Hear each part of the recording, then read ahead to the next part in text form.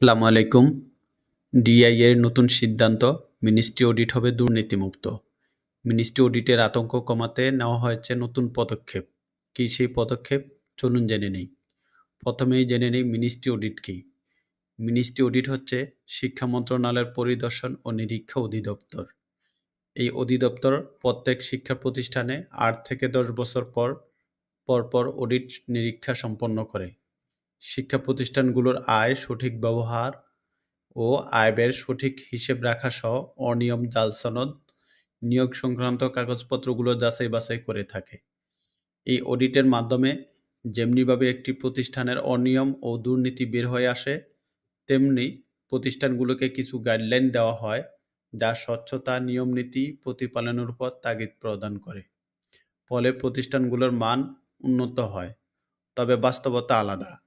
বাস্তবিকভাবে এই অডিটের আড়ালে কিছু অসাধু কর্মকর্তা অনিয়ম দুর্নীতি দূর করতে এসে নিজেরাই অনিয়ম করে বসে। হাতিয়ে নেয় পুরো ১ মাসের অথবা ২ মাসের এমপিও বেতন বিলের সমপরিমাণ টাকা। আর যারা এই টাকা দিতে পারে তাদের ৭ খুন মাফ, আর যারা না দিতে পারে তাদের রিপোর্ট ভালো আসে না। আর এতেই এমপিও বন্ধ হয়ে যাওয়ার ঝুঁকি বেড়ে যায়। তাই মিনিস্ট্রি অডিট শিক্ষকদের কাছে আতঙ্ক। তবে এই আতঙ্ক দূর করতে পরিদর্শন ও নিরীক্ষা অধিদপ্তর সতর্ক বিজ্ঞপ্তি প্রকাশ করেছে। এই বিজ্ঞপ্তির মাধ্যমে জানিয়ে দিয়েছে, অডিটকালীন সময়ে কোনো কর্মকর্তা অর্থ দাবি করলে যুগ্ম পরিচালকের মোবাইল নাম্বারে তা জানিয়ে দেওয়ার জন্য। ফলে এখন থেকে কোনো কর্মকর্তা অডিটের আড়ালে কোনো অর্থ দাবি করলে 017796444644 এই নাম্বারে জানানোর জন্য বলা হয়েছে।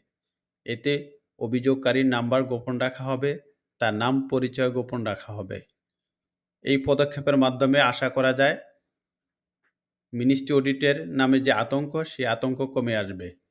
শিক্ষা প্রতিষ্ঠান সংক্রান্ত আপডেট তথ্য পেতে এই চ্যানেলটি এখনই সাবস্ক্রাইব করুন।